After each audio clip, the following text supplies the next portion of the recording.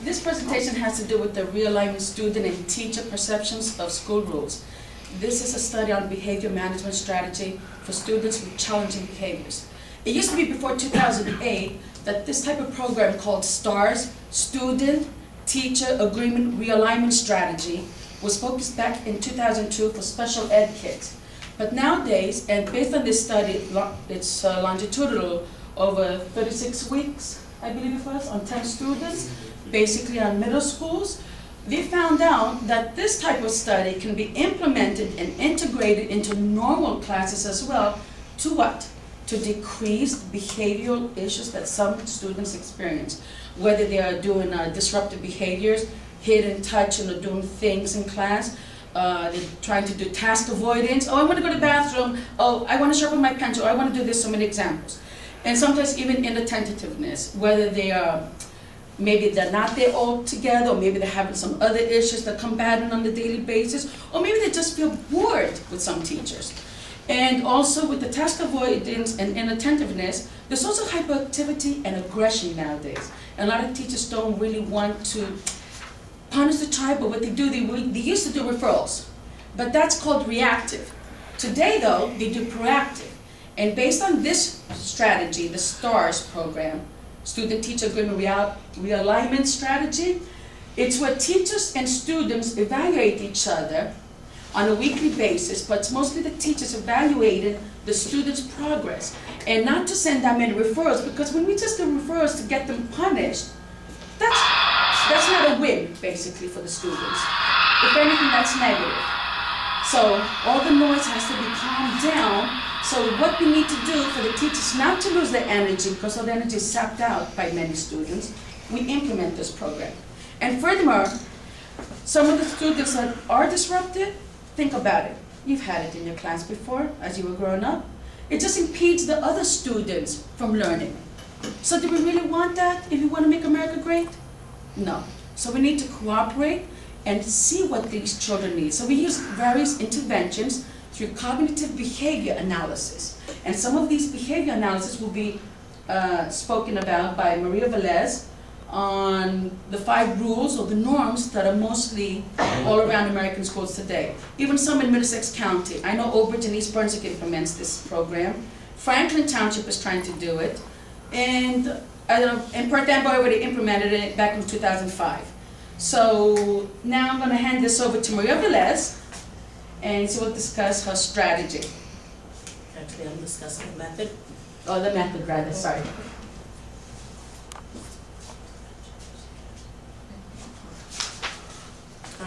There were data collected on conveniences, samples of students' eligibility for special education services, as Maria already told you. The IEP team studied these students and measured how they acted during different things. And the original samples included 20 middle school students for separate classrooms. There were students chosen from classroom teachers to participate in the pilot study on the basis of the student's difficulty maintaining appropriate classroom behavior. The analytical sample was reduced to 10 students due to successful student integration into regular education classrooms. They transfer them into out of the school system. In one case, with incomplete data, the final sample average age is 12 years of age. Middle school students comprised the 6th graders, 4 7th graders, and 3 8th graders students, 2 female, 8 male students, through the data collected for administrative purposes. Permission to use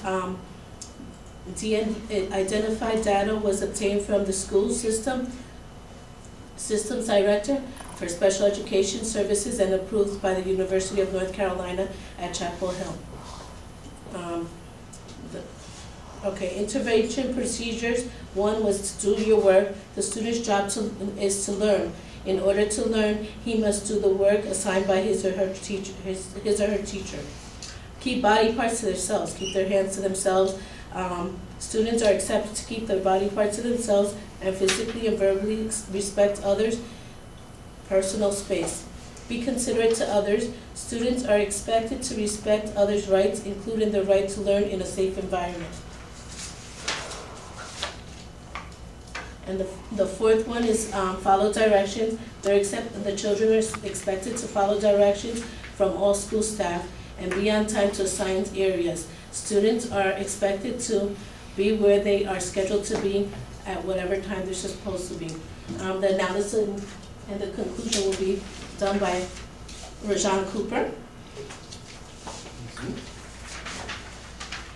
The analysis, visual and clinical and statistics of the change in behavior from the baseline to the intervention phases. The visual of the method was analyzed of each student, average focus on the teacher's observation of a student, compliance with the 5 rules that she just showed you. The clinical was determined by the means of the subjective expert evaluation among the involved students about the value of the observed changes in terms of the classroom experience, teacher and student relationship in the academic process. The statistics was a percentage of the pre and post-test scores of the clinical cutout. And the results was student 1, before the method began, student 1 went to the office 15 times, and after he went to the office 11. Student 2 went to the office 20 times, and after the study, he went to the office 11. Student 3 stayed the same, 4 decreased, 5 decreased, 6 decreased, 7 decreased, 8 decreased, 9 decreased, and 10 decreased. So out of all of them, only 1 student basically stayed the same throughout the whole study.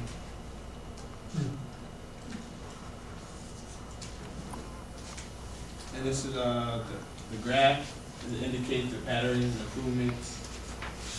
I don't know if you guys can really see it, but I passed that paper. oh yeah, she passed.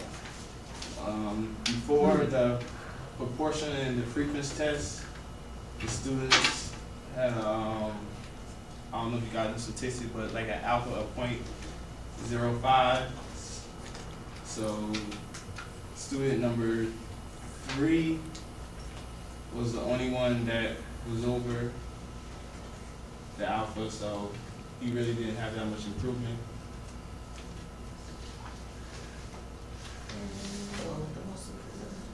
Very interesting. Student 1, 8, 9, and 10 had an improvement after the study. And if I'd like to add to that, these 4 students that had the best increase by this implemented strategy based on the teachers, they were able to integrate and then successfully and effectively go back to normal classes within the school system. So if we're going to spend so much money on special education and everything, wouldn't it be wise to implement strategies such as this? Because if we're going to talk about education, all children should be involved, whether their IQ is low or high, or whether they have problems learning or what. And it's also very important in this study, we found out that 90% of the teachers' personnel was mostly white Anglo-Saxon Protestant.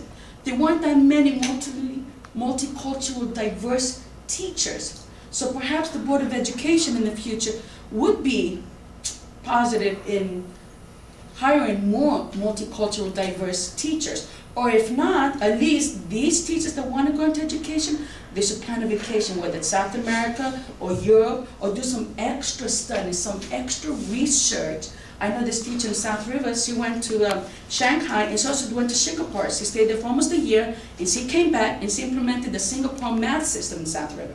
So I've seen this with my own eyes, and that's why I was interested in studying this field, especially with the IEPs that Maria and I would like to do, like paraprofessionals, instructional aides. Where I happen to work, believe it or not, a lot of the paraprofessionals are not up to being able to integrate or use fractions for 5th grade and 6th grade. They're lousy. You guys are very smart compared to them, seriously. And a lot of these paraprofessionals, 2 of them I witnessed sleeping in class. They're not helping the students. Well, I go there, although I work for minimum wage, $7.50, but I don't care about that. I go there for the students because we don't invest in these students. How are we going to blame them in the future when it is our fault? you guys that could make the difference. We need to bring education back to reality.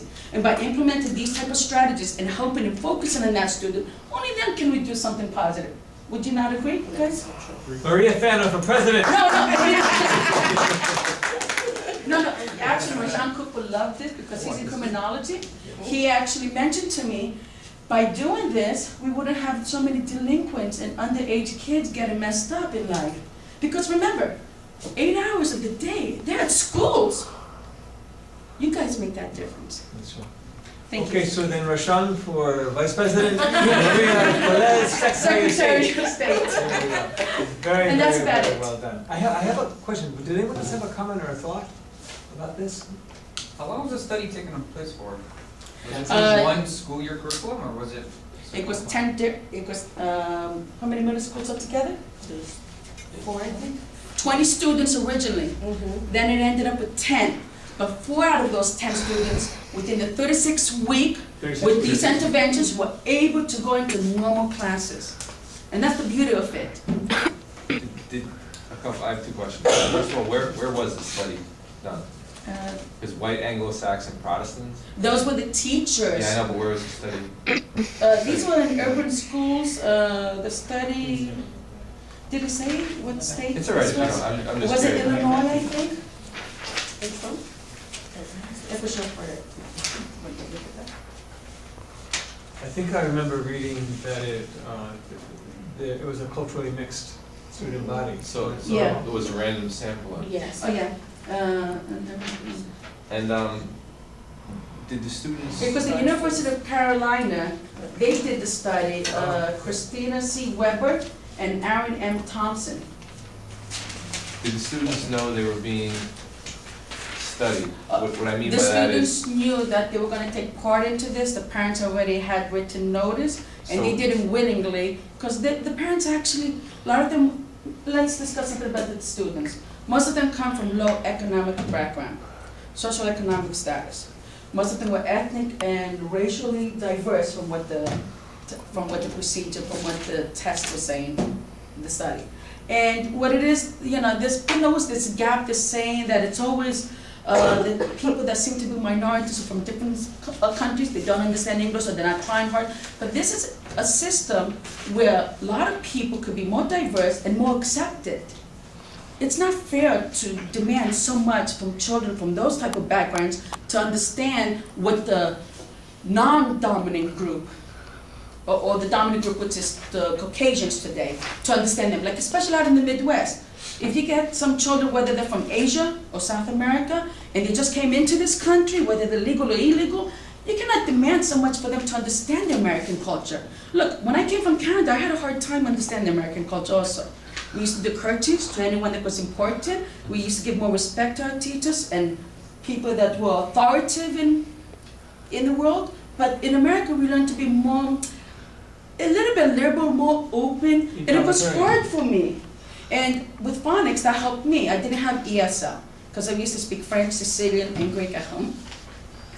And I didn't like it when my teacher said, you're stupid in 2nd grade because I couldn't curl inside the circle. I was thrown outside of the circle. I wanted to explore outside. So, and that really broke my heart as being multicultural, diverse. I think I forgot what my question was. You went way. Well, I just dragged it on. One other thing. You guys. Do you think that the results could have been not as accurate because the students knew they were taking part in this test? That was your criticism. Right. Well, that's why there were 20 students, and then they narrowed it down to 10. They analyzed it, reevaluated. You have to understand there's a child study team in many schools today. And they work along with social workers that have an educational background and sociology. So I would recommend after this class, you guys take Sociology 205, Multiculturalism, Ethnic Diversity, just to be in there. Thank you very much. Thank you very much. Thank you. Exactly.